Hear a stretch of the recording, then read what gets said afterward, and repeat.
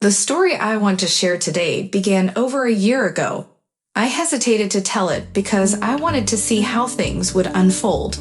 It turned out that the most interesting part was yet to come, even though the beginning was already quite intriguing, albeit in a peculiar way.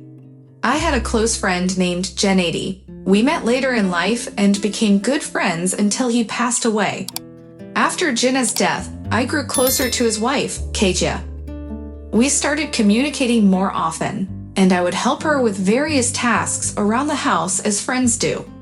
It had been nearly 2 years of this friendly companionship when, just before New Year's Eve 2022, Katerina broke her leg. It was a simple accident. She slipped and fell, but it resulted in a cast and bed rest. As a result, we started seeing each other more frequently. Either I would visit her or she would visit me. During one of my visits, I ran into Katya's son, Petya, in her apartment. I had just arrived and Petya was about to leave. I noticed that Katya was giving him an unusually serious farewell speech, which was not typical of their relationship. As soon as I closed the door behind Petya and entered Katya's room, she immediately expressed her indignation. "Petrovich, can you imagine what Petya has done?" Katya asked, her indignation evident in her voice. "I have no idea," I replied with a smile. "He decided to go on a spree," Katya exclaimed, gesturing with her hands. "The man is 40 years old, married to a smart and beautiful wife, and he's going out to party." "Wait, what kind of spree? Could there be a misunderstanding?" I tried to understand the situation. Katya was still catching her breath from her earlier outburst. She asked me to bring her a glass of juice and then began to tell me what had happened. I didn't misunderstand anything. Petya himself came and said, "I guess I haven't had enough fun, so I'm going out. Screw that classmates reunion. Can you believe it, Petrovich?" After all these years, someone decided to organize a reunion for their old schoolmates.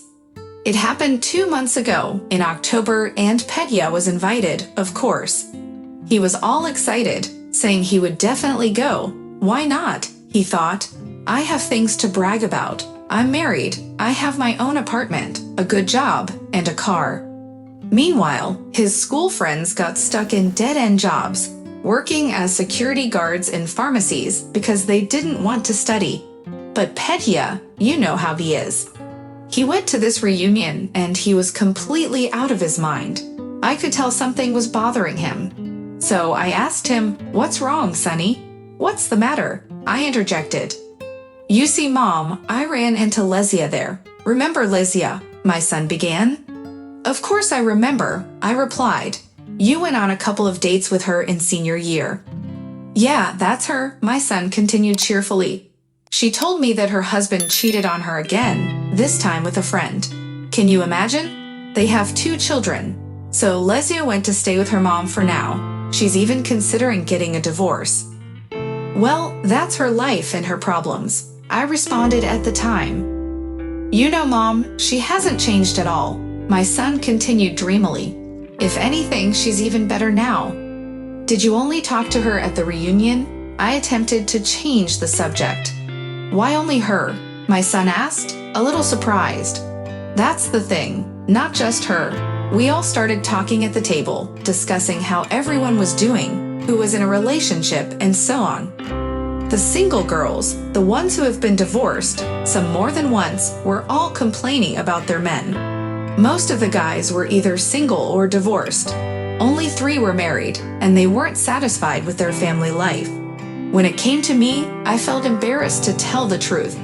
Everything is perfect with me. So in the middle of the conversation, I casually mentioned that I help my wife with household chores, like washing dishes and cleaning. The girls became animated, calling me a gem of a man. I didn't say much, but I could see the excitement in their eyes. It was strange. What I considered ordinary seemed like an extraordinary feat to them. "Well?" I asked, wanting to hear more as my son paused. "And I realized that I'm such a great guy, a dream for women, you know," my son answered seriously. "Well, I've never hidden that from you," I said, somewhat surprised. "And Lyuba, your wife, adores you." She always praises and supports you. Oh, Mom, that's different, Pedia dismissed. That's you and your wife. These are other women, you know. I thought maybe I don't need anyone else besides you and Liuba, but it turns out that you got carried away, drinking at the restaurant and talking too much, I summarize. And now you're fantasizing about things. Mom, I'm not fantasizing, Pedia asserted confidently. Have I ever been like that in my life? What haven't you experienced? I responded with a question. First school, then college, then graduate school, then work. And as soon as I started living, I met Liuba. We met, moved in together, and got married, my son explained, sounding somewhat resigned. What's wrong with that? What's the problem? I asked indignantly. Maybe nothing's wrong, but not much feels right either, Pedia said sadly. Well, Sonny, if you're turning your nose up at a normal life, it means we spoiled you with Liuba, I said, trying to remain calm. Mom, maybe I haven't had enough fun, Pedia blurted out. You always say Liuba is a smart girl, and I'm lucky to have her. I believe it, of course, but do I really know? I have nothing to compare her to. Do you understand? What are you suggesting? I asked, fear creeping into my voice. Are you thinking about getting a divorce? I'm not suggesting anything yet. I'm just contemplating, you know, Pedia answered. And when you've thought it through, will you at least let me know? I asked, trying to maintain a composed tone. Of course, Mom, Pedia replied. You see, Petrovich, my heart was unsettled. I started worrying about my son more than ever. If Janachka were alive, he would have quickly set Pedia straight. You know how obedient Pedia was to him. I don't even know what I'll do if my son does something foolish. So I waited for him to come to me and confess whatever he had done. And then I broke my leg, and my son started visiting me almost every day. It was quite obvious that he had something on his mind, as he appeared visibly worried. Every other day, his wife, Libachka, would come to see me as well. I decided it was time to talk to her. I didn't want their family to be torn apart. They had been married for years, although they hadn't been blessed with children yet. If you knew, Petrovich, how much effort she put into shaping Pedia into a man. There was a time when she was the sole provider for the family. And now, when everything had settled down, Pedia, that fool, suddenly felt like he hadn't experienced enough. So I approached the conversation with Liuba cautiously. I began by asking if everything was okay, and then proceeded to tell her about the discussion I had with my son. Liuba is a smart and wise woman. I knew she wouldn't react hysterically, nor would she start nagging Pedia. She thanked me for our frank conversation and assured me that she would be prepared to talk if necessary. And now, imagine what Pedia told me today. He said, Mom, I've decided to give it a try with Lesia. Can you believe it? A married man with a house full of memories, wanting to pursue a relationship with someone named Lesia. I didn't cry, of course. I know that tears won't solve anything, but I had a serious talk with my son. I pleaded with him not to leave Liuba alone during the holidays. It's inhumane. He promised to delay his decision. I took his word and trusted that he would wait. Did you see his mood as he left? He was far from happy. He wants to compare Liuba with someone else to determine if she's truly the best. No, Petrovich, can you grasp the gravity of the situation? In general, Petrovich, I have a favor to ask of you. Please talk to my Pedia. I implore you in the name of God and in memory of Janashka. Talk to him. Katerina burst into tears, and I did my best to calm her down. On one hand, as a mother, she wanted to do something for her son, but on the other hand, well, how could I possibly have a conversation with a grown 40-year-old man who had decided to stray? It was a challenging task, to say the least. Katerina only found solace when I promised to talk to Pedia. However, I made it clear that success was not guaranteed, but I would have the conversation. And now, with only a week left until the new year, I realized that postponing the conversation was not the right course of action. Therefore, I decided to take the direct route. I couldn't think of a better way than to call Petya. "Hello, Petrovich," Petya said instead of greeting me. "Hello, Patricia," I responded in a friendly tone. "I need to talk to you. Can you come over to my place? Are you going to lecture me?" Petya asked seriously. "Did my mother send you after me?" "I have no intention of lecturing you," I replied calmly. "But I promised your mother that I would talk to you, and I intend to keep that promise." "There's no point in talking to her," Petya started. "Patricia, do you remember the first time your friends got you drunk?" I tried to steer the conversation in the right direction. "Petrovich, who cares about old times?" Petya said with a touch of sadness in his voice. "Do you remember how you called me instead of your father? How you begged him not to say anything? How you lay on my couch, talking about helicopters, while I spent the whole night fetching basins and glasses of water for you?" I asked, sounding even more serious. "I remember," Petya replied briefly. "You asked me not to say anything. I made up a story for my friend, your father, that I needed your help with my son's studies. Do you think it was easy for me to lie to my friend's face?" I asked, maintaining the serious tone. "It wasn't easy," Petya answered briefly once again. "And now your mom wants to talk to you. How can I fulfill her request without you? Huh? It's time, Patricia, for you to return the favor. Can you come to my place?" I asked, slightly less seriously. Petya promised to be at my place after 6 p.m., and by 7 p.m., he was sitting in my kitchen. We exchanged a few phrases about this and that, and I carefully chose my words, trying to find the right starting point for the conversation.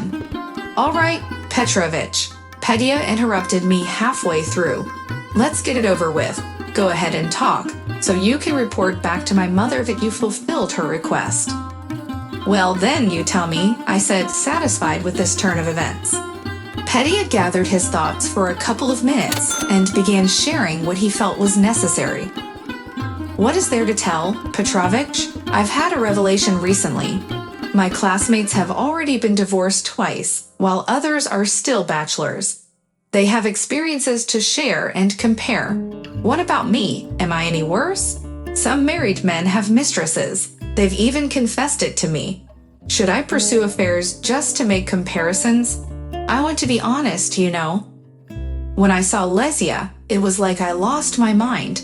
I hadn't seen her in so many years, and then it brought back memories of our high school days. Although we only studied together for a couple of years, I couldn't forget her for a long time. When she started telling me about her cheating husband, I felt a sense of relief. I thought this was my chance. She might leave her husband, and then, well, you understand, Petrovich. There's one complication though, she has 2 daughters. I'll be honest, I've always been hesitant about other people's children. I'm not ready to take on that kind of responsibility, but they're not young, by the way. One is 12, and the other is 9. No diapers to change, and they won't wake you up in the middle of the night. But that's not the main issue. I felt special, you know, Petrovich. She started messaging me after the classmates' reunion, and every message feels significant. She asks about me, wonders why I haven't replied for so long. And when I mentioned that I help with household chores, like washing dishes, she praised me. She said, "I'm not just a man, but a dream, a man who washes dishes." You have no idea how inspiring that is. My Lyuba has come to treat it as something ordinary. We both work, and we've divided the household chores fairly. So my Lyuba doesn't appreciate me anymore, but Lesia does. And anyway, Petrovich, that's how our conversation went. I couldn't please Katerina, but I kept my word and talked to her son. After that, I simply waited to see how the situation would unfold. I found out about the further development of the situation after the new year. Toma and I went to congratulate Katerina on Christmas and met Lyuba there. She was busy doing chores, cleaning up her mother-in-law's apartment. We sat for a while, celebrated the holiday, and as I realized that Lyuba was about to leave, I offered her a ride. Knowing that she lived on the other side of town, I saw this as an opportunity to find out more. Since not a single word was mentioned about Petya at the table, It was clear that something was amiss since he wasn't present with his mother. That's why I didn't bring it up in front of Katerina. Within 5 minutes, I dropped off Toma at our house and continued driving with Liuba. Realizing that there was no time to beat around the bush, I decided to ask her directly, "Tell me, Lyubachka, how is Petya doing? How are things between you two? What is there to tell, Ivan Petrovich? Petya is going out. I gave him a year." When Katerina Sergeyevna told me about her conversation with Petya, I wanted to make a big scene out of it. I thought Petya was such an ungrateful pig. I even rehearsed the conversation and considered the possibility of divorce. But then I thought, this must be his proverbial midlife crisis. They say it's something that should be experienced like a natural disaster. And what good would a scene do? I love Petya. I love him dearly. He means the world to me. As a smart woman, could I leave him alone with such a misfortune as a midlife crisis? So I decided to wait and see where this would lead. I behaved as usual. We celebrated New Year's Eve, and on the first day of January, Petya said, "Liuba, I've realized that I need a break from each other, to live separately, to reevaluate our lives and everything." "How long is this separation supposed to last?" I asked calmly. "Well, at least a year.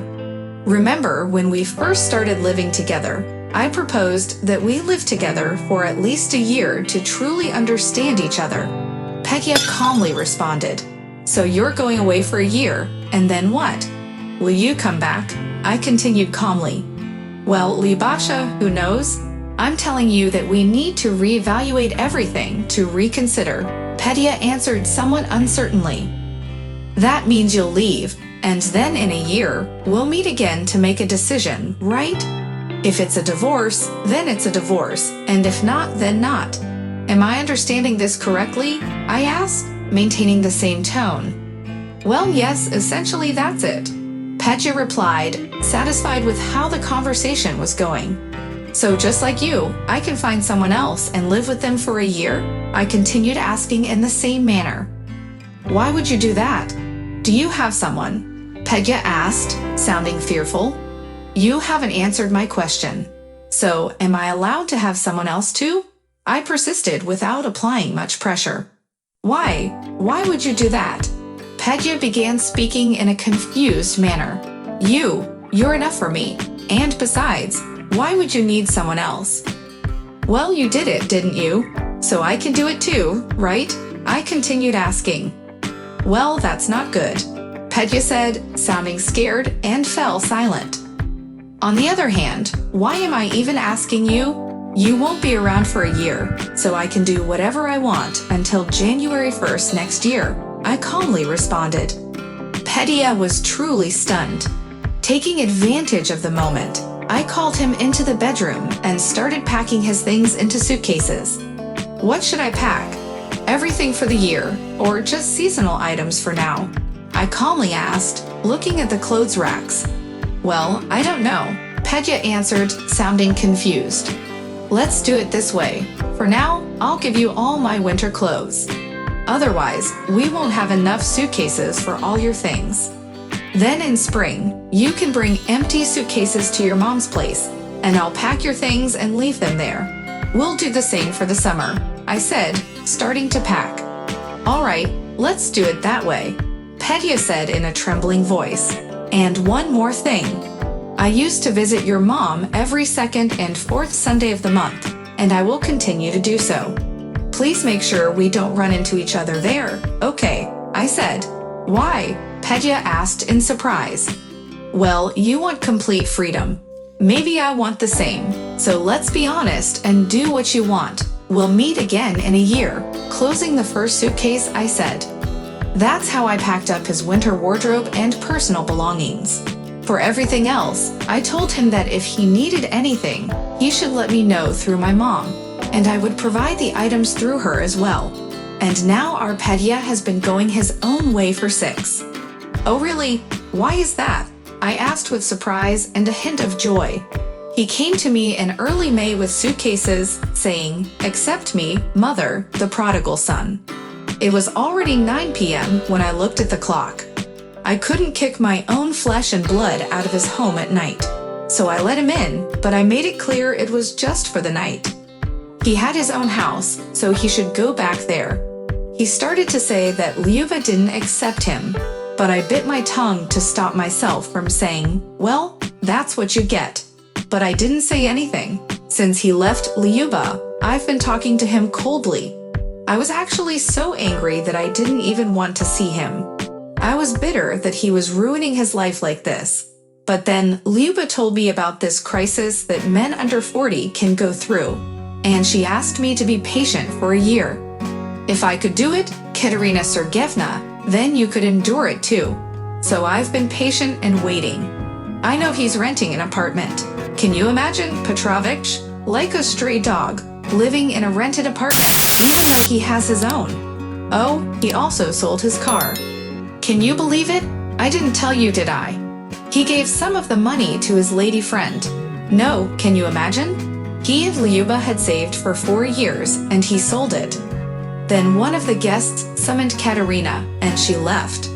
I was eagerly anticipating Petya's arrival at the party. However, I didn't get to talk to him right away. There were various activities happening, such as everyone being called to the table set up in the garden, and then there was dancing. By the time the singing at the table had started, I spotted Petya coming out from behind it. So I quickly approached him and said, let's step outside for a smoke.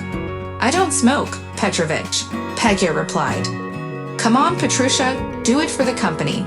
I responded with a smile, lightly tapping him on the shoulder. We moved aside so as not to disturb anyone.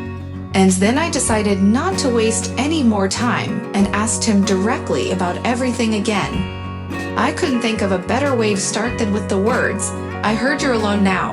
Petya's face even changed. It was evident that up until that moment, he had been putting up a facade at the table. But now he exhaled and revealed his true emotions.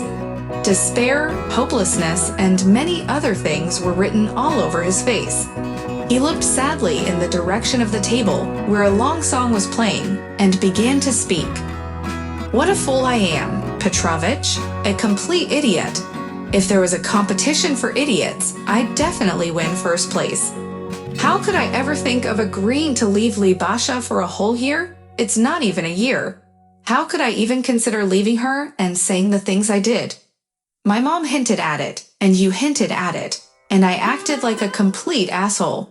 I'm sure you want the details. Here they are. Lesia and I agreed that I would move in with her on January 1st. We decided that she would send the kids to her mother's place for the time being, as if it were for the New Year holidays, so that they could stay with their grandmother. And we would try to settle down, build our own nest, as Lesia put it. A nest, she called it, more like a stable or a branch of a garbage dump. When Lesia left her husband, not even divorcing him, but just leaving him for the umpteenth time after his infidelity, she moved in with her mom. Her mom has 2 apartments, one for herself and one she was renting out. But as soon as Lesia's mom found out that her daughter had left her husband again, she stopped renting out the apartment. She wanted Lesia and her daughters to move in there. But Lesia was in no hurry. It's understandable. It's more convenient with her mom. Mom would clean and cook. So Lesia and I moved into that apartment. Her mom cleaned, cooked, brought dishes, bedding, everything as it should be. I had time off for the New Year holidays, so I thought it would be a perfect opportunity to be with Lesia 24/7. You know, get reacquainted. It had been so long since we had seen each other. I even admired Lesia's mom at the time. She stocked the fridge with ready-made food for the holidays. So for a couple of days, we didn't have to go near the stove. I thought Lesia and I would take walks around the city, go to the ice rink. Lyuba and I usually had a very joyful New Year's Eve. We would go out and have guests over at our house. But with Lesia, we just stayed home for the first 3 days. Lesia was glued to her phone, on Instagram and other things. When we woke up, she washed her face and went straight to her phone. She had breakfast and went back to her phone. And it went on like that for 3 whole days. Can you imagine? I literally had no place to be. Not only was I in a strange apartment, just starting a relationship, but there was all this. The stock of food in the fridge was running out, and it was time to go shopping and cook. I said to Lesia, "Let's go to the market." And she told me, "You said you usually do the shopping, so go ahead." I was stunned. Yes, I usually did the shopping, but Lyuba would give me a list. So I asked Lesia for the list. She looked at me as if I were an enemy of the people. I didn't even know what to say. I packed up and went to the store. On the way, I messaged my mom, asking her to send me a list of. Lesia took offense. She didn't speak to me until Christmas Eve, and even then, she only muttered, "Get dressed and be grateful that I had reserved a table in advance." We celebrated Christmas, so we went to a restaurant. Still didn't speak to me. Just the two of us on Christmas. I realized she was upset about the gifts. I thought it was like what could I do? But I decided to sell the car, especially since going to my mom didn't like it. She said she wouldn't even sit in it because it wasn't prestigious and was old, unlike her husband's car. The only time we went to a restaurant, we took a cab. Anyway, with the help of my friends, I quickly sold the car. And for Old New Year, I gave Lesia a gift. She was very, very happy about it. She kissed me and said, "You can have it whenever you want. Don't be stingy next time." And the very next day, she started talking about how it was time to escape the cold city and go to a warm country, at least for 5 days. Every year, they used to go on a family vacation in winter. But this year, she didn't want the family, so it would just be the two of us. Obviously, the trip didn't happen. We didn't have the money, and I had already started working again after the New Year vacation. That's how January ended. I slept on the sofa in the living room as Lesia's ultimatum. I'm ashamed to admit, Petrovich, but we haven't even kissed yet. I was afraid to make a move because I didn't want her to think that I was only interested in that. And she never tried to initiate anything either. In the evenings, I would lie there and reminisce about my life with Lyuba. We didn't even have that intimacy at the beginning of our relationship. Not to mention, Lubachka and I never had serious fights. Sure, we argued occasionally about trivial matters, but without holding grudges and always making up, just like in a normal family. But here I feel like a punished boy. Punished not only by sleeping separately, but also by taking on extra household chores. They say if you want to eat, you'll learn to cook. By the end of January, I had learned to boil soup and even fry cutlets. I tried to eat those frozen meals, but they would get stuck in my throat after Lubachka's homemade food, and Lesia never even said thank you. In February, close to Valentine's Day, I could hardly bear it. Imagine, the holiday was approaching and Lesia was dropping hints about gifts, while I kept thinking about what I would give Lubachka. So I left work, bought her a present, and decided to hurry home to congratulate her.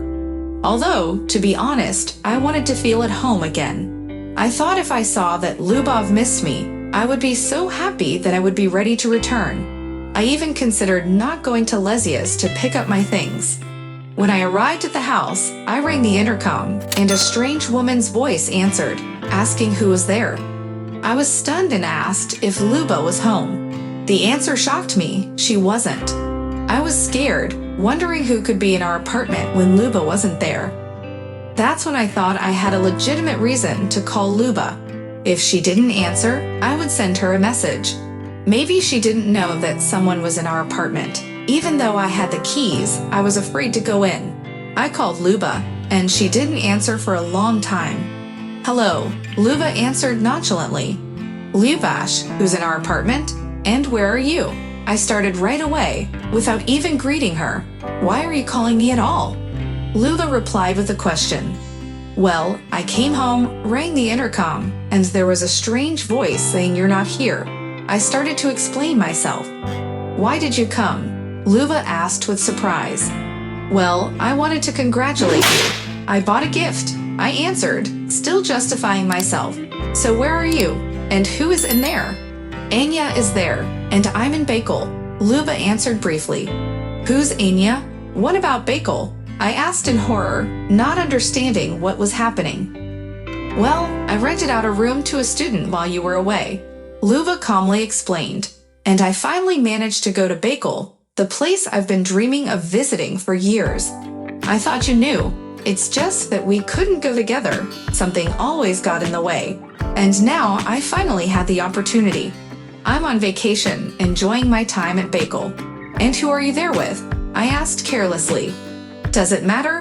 Luva briefly answered my question with another question, and without waiting for an answer, continued, I hope everything is going well. Let's stick to our agreement. It wasn't me who suggested taking a year apart, it was you, so let's not break it. Petrovich, I was just stunned. I've your suffering, and Luba is enjoying herself. At first, I was furious. We had been dreaming about going to Bakel for so many years. We had discussed it 1,000 times, and Luba just went on her own, but then I realized it was my own fault. And then March 8th arrived. I started to see holidays differently now. It turns out there are so many on the calendar, and for each one, you can buy expensive gifts. New Year's Eve, Christmas, Old New Year's Eve, February 14th. 1 month since we started dating Lesia, and now. And so, at the end of April, Lesia gave me an ultimatum. She said, it's already the 4th month of the year, and we haven't been anywhere yet. It's time to plan a trip for May, somewhere closer to the sun and beaches. When Lesia noticed my angry expression, she softened her tone a bit. She suggested, if you're worried about the cost, I can look for discounted travel packages. I'll try to find something affordable. In reality, the mere thought of arranging a trip was overwhelming for me. I could barely manage taking care of Lesia and her demands, let alone splurging on gifts for her daughters. I couldn't even fathom the amount of work I needed to do and the money I had to earn. Lesia's ex-husband used to provide for her daughters, and according to Lesia, he did a decent job. She was only upset that he no longer gave her money directly, but instead bought the things they needed. Then, we had a minor work emergency with the water supply, and we were able to leave early. I returned home, and to my surprise, Lesia wasn't there. I felt a moment of relief, thinking I would have some quiet time without her reproaches and demands. I lay down on the couch in the living room and felt sorry for myself. But then, I scolded myself. What had I been missing? Praising her for doing the dishes? Did I often praise Lyuba for such things? For cooking delicious meals, cleaning, washing? I felt miserable and realized that I had been such a fool for putting up with all of this. It was time for me to go back home. As they say, I thought I hadn't had a good time, but in reality, I had. I even started to get up to pack my things. Suddenly, I heard Lesia come in. She walked in and immediately grabbed her phone. I froze, sitting there, desperately trying to figure out how and what to tell Lesia about leaving. I listened attentively to her conversation and to whom she was speaking. Usually, she could spend hours talking to her girlfriends about nothing. Judging by her tone, I could tell that it wasn't a conversation with her girlfriends. Then, I heard her mention the name Maxim. It was obvious that her husband was calling her. Lesia took off her shoes at the entrance and went straight to the kitchen to make coffee. I had become so familiar with her routines. From the way she spoke, it was clear that Lesia had no idea I was home. I couldn't hear every word, but at one point, Lesia raised her voice, and I could hear her entire monologue. Well, Maxim, it's your fault. I've reminded you 100 times. And if it's your fault, then it's your responsibility to fix your mistakes. And it's not the first time you're calling me. I'm not the one calling you. You should realize that making it up to me will come at a cost. I just want to know how much. How much are you willing to apologize? That will determine whether or not I forgive you this time. Oh, and keep in mind, I won't wait long for a genuine offer. This isn't an open-ended situation. If anything, I can give you a hint about where to start your long list of apologies. A beach, a ring, something extravagant. And the last 2 items can be paid for in installments. I'll pick them out myself. Lesia fell silent for a moment before continuing. Well, I knew it wouldn't last long. You broke the record. Almost half a year. Okay then, I'll be waiting for your apologies to fulfill the conditions, or to be more precise, your generous apologies on the long list. Once you've done that, the girls and I will return home."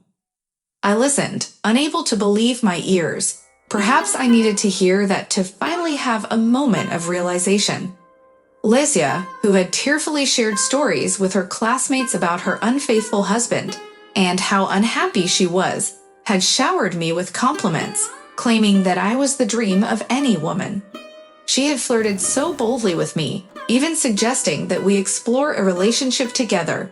And now, what did I hear? It turns out I wasn't the man of her dreams, and she wasn't suffering from her husband's infidelity, especially not for the first time. While I was lost in thought, Lesia entered the living room, having finished her phone call. When she saw me, she was even startled. "Why are you eavesdropping here?" Lesia asked, instead of greeting me. "I wasn't eavesdropping at all," I replied, trying to sound as confident as possible. "I made a decision. That's why I left work early." I deliberately lied. I didn't want to lose my dignity completely. It was at that moment that I finally felt like a man again. I felt a mix of sadness, offense, and anger. "And what kind of decision was so important that you had to leave your precious job?" Lesia sneered. "I remember you couldn't even leave work 5 minutes early before." "I came to pack my things," I calmly and confidently answered. "Why would you do that?" Lesia asked, acting unsurprised.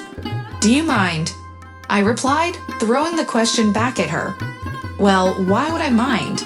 Lesia responded with a smile. "I'm the victim in our relationship, and you act as if I'm the one at fault." "You're the victim?" I exclaimed in surprise. "What do you think I am? I'm a victim, just like that." Lesia confidently continued. "What did you say at the class reunion? That you have a great job, a car, and everything you could ever want. But what happened in the end? You lost the car, and your job is nothing but a dead end that takes up all your time and doesn't bring in enough money. You said you would help with the dishes and cleaning at home, but that only lasted a month. So who's the victim here? It's me, of course, and you act like I'm the one who cheated on you, not the other way around." I felt a wave of shock and offense wash over me. I was angry. "You know, Lesia," I began with controlled anger. "I did have a great car, and my job was sufficient for everything, including the car. And I helped with the dishes at home because I wanted to assist my wife, not take over all the household chores while she did whatever she pleased." "Listen to how he talks," Lesia continued with a sneer. "He had enough money for everything. He washed dishes to help. But you, it seems, have no principles," I said. Immediately after that, I silently and swiftly gathered all my belongings. My anger and frustration were replaced by a sense of enthusiasm and inner strength. It felt as though I had gained a sudden realization and was determined to fix everything at any cost. I was certain that if I looked Lyubachka in the eyes, she would understand everything.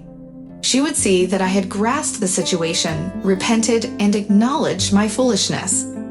In this elevated state, I found myself standing at the entrance of our house. Instead of going up and using my key, I remembered that Lyubachka was currently renting a room. So I sat down on a bench and called her. She was home and even agreed to come out to the entrance. Lyubachka was very surprised to see me with my belongings. However, Petrovich, there was no miracle awaiting me. The surprise on Lyubachka's face quickly turned into indifference. Calmly but insistently, she reminded me that I still had a year to go on my journey. After all, it had only been 4 months and a bit. We didn't have a proper conversation. I was so downcast that I couldn't even find the words to apologize. I mumbled something incoherent, unable to counter Lyubachka's remarks. To make matters worse, when I went to my mother's house, she turned me away. She wouldn't let me stay even for a single night. So now I'm renting an apartment. But you know what I've decided? Just because I can't move back home doesn't mean I can't go on dates with Lyubachka, right? Isn't that true? I'm afraid that by the time this year is over, someone else might catch her attention. And then, who knows, she might decide that I'm not the dream man after all. So I've made up my mind to try and win Libochka back. I'll make an effort to regain my wife's heart. Do you think you can do it? I asked Petya. I have no choice, Petya answered determinedly. It's like in the movies. I see the goal, and I don't see any obstacles. I appreciated Petya's attitude, and I genuinely wished him success. From May onward, we didn't see each other for a long time. The next time we met was after the New Year. As tradition dictated, we went to congratulate Katerina on New Year's Eve. And can you imagine, we ran into Petya and Libochka there. We had just arrived, and they were about to leave Katerina's place. I was happy to see that the couple was still together. I didn't want to see such a good pair fall apart after so many years of marriage. Katerina warmly welcomed us. It was evident that her mood was off the charts. She couldn't contain her excitement as we finished congratulating her.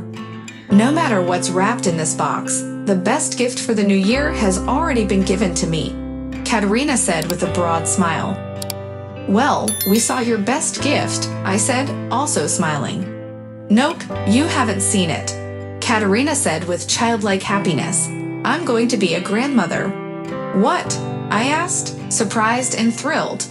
That's right, I'm already in my 3rd month, so it will happen very soon. The 6 months will fly by in the blink of an eye. Well, I hope so, Katerina raved. We learned from her that Petya had made up his mind and persistently pursued dates with Libochka. She didn't agree right away, but after a while, they began to meet frequently. Petya even arranged romantic evenings in his rented apartment for his wife. Although Libochka jokingly mentioned that what he arranged could hardly be called a romantic evening, she appreciated the effort.